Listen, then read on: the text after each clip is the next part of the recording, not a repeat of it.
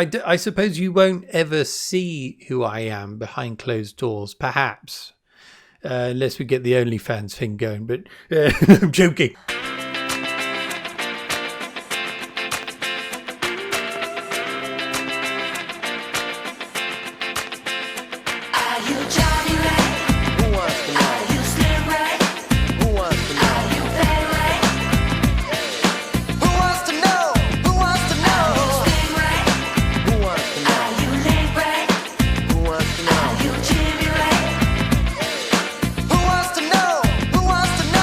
Hello there, my loves. It's me. It's your Uncle Jimmy. Or is it Wizard Jim? Is it just Jim? Or is it that other fellow, John? Who the fuck is John? Now, I've been meaning to make a video about this for a while, really. But I've just got off from a phone call, dear old friend of mine. We just spent an hour or so just shooting the breeze. And I suppose it's brought to a head or moved forward my intention to make this video. And it's really, questioning who I am, or rather, who you're interacting with right now. This person, the way I'm talking, the way I'm moving around, a slightly theatrical fashion. Of course, the question comes, is this fake in some way? In some ways, I suppose it is, because I definitely mediate who I am through this channel. The way I act typically is the way you might encounter me in good company, feeling safe and secure, with a few pints down my neck. So that's who I am. I'm a jovial fellow. I like to talk. I like to listen. I like to have a drink now and then. I like to tell crude jokes occasionally. Juvenile sense of humour and all of that.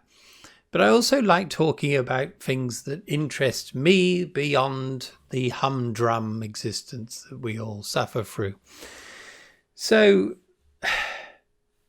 in place of a pint of beer, this interface that I'm talking through, removed from you, is my form of inebriation. It loosens up my tongue.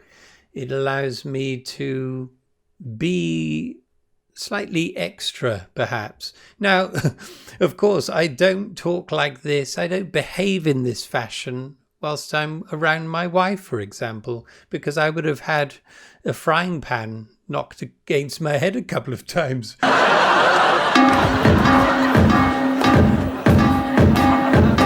If that was the case, because who the hell would want to live with Jimmy, as you know him, constantly joking around, penis jokes and all the rest of it? No, it couldn't be done. So I thought I'd talk a little bit, as I tend to or usually talk about. Let's talk about me. Let's just talk about me for once. Yes, I suppose it makes me also come across as an insufferable egomaniac. That isn't true, although there is potentially a morsel of truth in it. I do like talking about me, but only insofar as it does me good, perhaps, because outside of this environment, I'm more or less a recluse, I would say. I don't have interactions with other human beings outside of this wonderful little room that I inhabit. Only superficially. So the people I work with, or people I encounter very rarely, but on public transport, for example, and I quite like striking up conversations with strangers, much to the lamentations of my poor wife. But I do like talking to people. But it's this weird thing, isn't it? I'm a recluse, but I'm secretly gregarious. I like being around people to a certain extent. It's strange. I don't know. What would you call that? A paradox, I suppose. But yes, who really am I? So if you watch a clip from the very early incarnation of this channel. My name is John Chapman. That isn't me. No, that is not me. No. Even when I'm on my own with my wife, I'm not like that person with a secret gun, just out of shot, ready to blow his head off. No, I suppose you won't ever see who I am behind closed doors, perhaps. Unless we get the OnlyFans thing going, but I'm joking. See, I'm doing it. I'm always joking around. I can never be serious. So yes, I'm not like this around my brothers, for example. I'm slightly different, but you won't experience that either, because the rare occasions where I filmed myself with my brothers, I'm either completely off my tits or I wouldn't be like this with them. It wouldn't be right. They would be like, what the fuck are you talking like that for? Why are you... you know what I mean? So it's a coping mechanism as well, I suppose. If I were to try to be who I actually am, I don't think I could do it. I couldn't bring myself to do it. I would give away a part of myself that I wouldn't be able to get back. And it would be to my detriment, the detriment of my personality. So therefore, I have to a certain extent, create a character that's able to bridge that gap. So you're getting parts of my personality and not other parts. So you don't tend to see the times when I crash on my tits when I'm depressed, for example. You don't get to see me just talking normally like a normal fucking human being. But betwixt and between this performance, if you can call it a performance, is the person I am. And I think that those that have followed me up to this point know and recognize the attributes that I might have that make them want to watch me or interact with me on some level. I'm very empathetic. Yes, I always think beyond myself. I try to be kind to people. I may do tell jokes that some people won't like, but they've come and they've gone, and so I suppose I'm left with those that either tolerate me or enjoy listening to me or have forgotten to unsubscribe, or potentially they've died. But anyway, so yes, where was I going with this? Right, so if we talk about the way I talk now, so this is, I suppose, a form of artifice, really, the way I talk. I only really talk to you this way, unless, of course, as I've said already, I'm a bit drunk and I become a wizard. So it's a wizarding thing, I suppose, this way I'm talking. But at the same time, it does have some provenance. And it harks back to my younger years. So I would like to talk a little bit about that in conclusion, perhaps. So my background is working class. Class is a big thing over here in Britain. If you're over here already, you already understand this. But anywhere else, perhaps this is a strange thing. But there are analogies to this, and I'm sure in every you have different castes, you have different occupations that, by their definition, raise or lower your standing in society. But over in Britain, we have very clear distinctions here, and it's not just about what job you do, really. So these days, people like to say class doesn't exist anymore. It's absolute hogwash, of course. I suppose it's easy to ignore for some people, but it still exists. You have people that grow up with fewer opportunities, and they go along through life stuck largely where they were brought up. And this is almost by design, I would say, because we can't have everyone crawling up the ladder into the heady heights of being affluent and having jobs that you could actually enjoy. No, we need a lot of people down below doing all the grunt work until the robots come, of course. So anyway, that's where I began. We didn't have much. I mean, it's this sob story that people trot out. I kind of, there are reservations about talking about things like this, because you don't want to make out that you're, some poor bastard that somehow clawed themselves out of the fucking gutter. It wasn't that bad. I mean, we didn't have much, but we were brought up in such a way that yeah, we were nice people, I suppose. Nice people? Yes. But the way I talk potentially isn't that of a lower working class person, the person that I grew up being.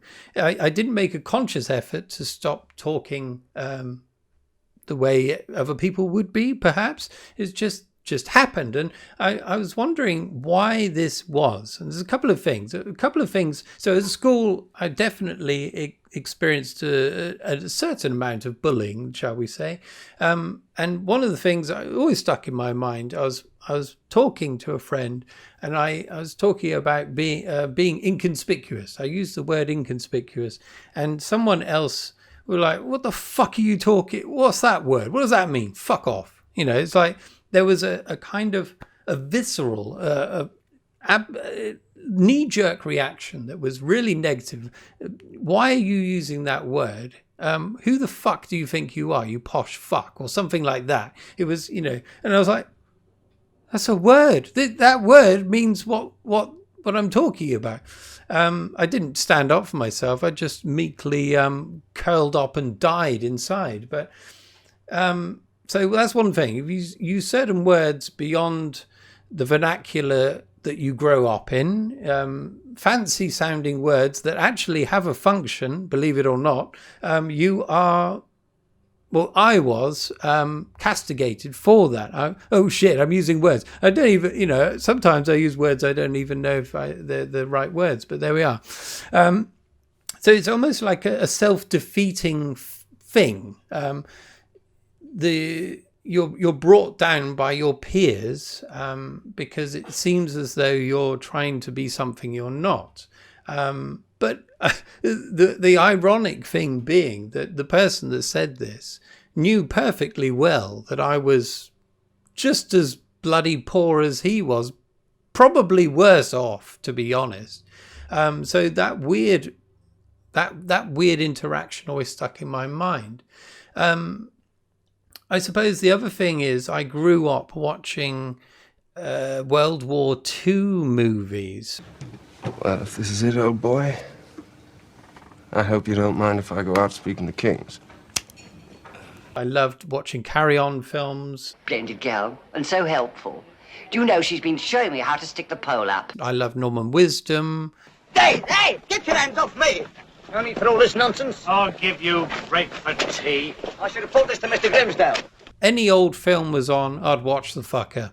And what do you encounter in these older films but the British accent that I suppose is synonymous with, or, the stereotype of being a British person. So you're trying to pronounce words in a certain way, perhaps, or talking the way I am, perhaps, and I'm sure that comes from there, because even there in some of these old films, you take Norman Wisdom films, for example, he always played this kind of hapless, happy-go-lucky fellow, working class, but the way the working classes were portrayed in these films, they still talked properly. They still spoke proper English, if you will. And I think perhaps I picked up some of that from there.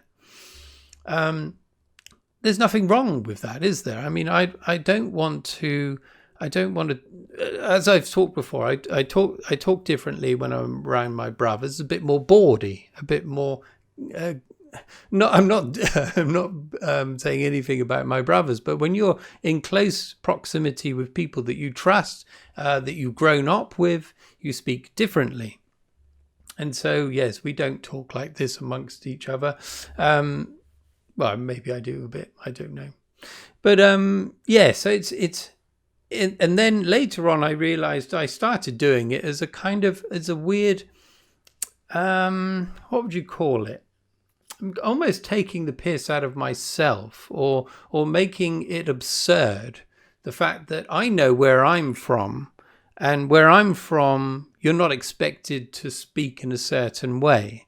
And so I liked playing this kind of game, if you will, I spent some time in Bath, for example. The city of Bath is quite a affluent city, a lot of poshos there, my loves.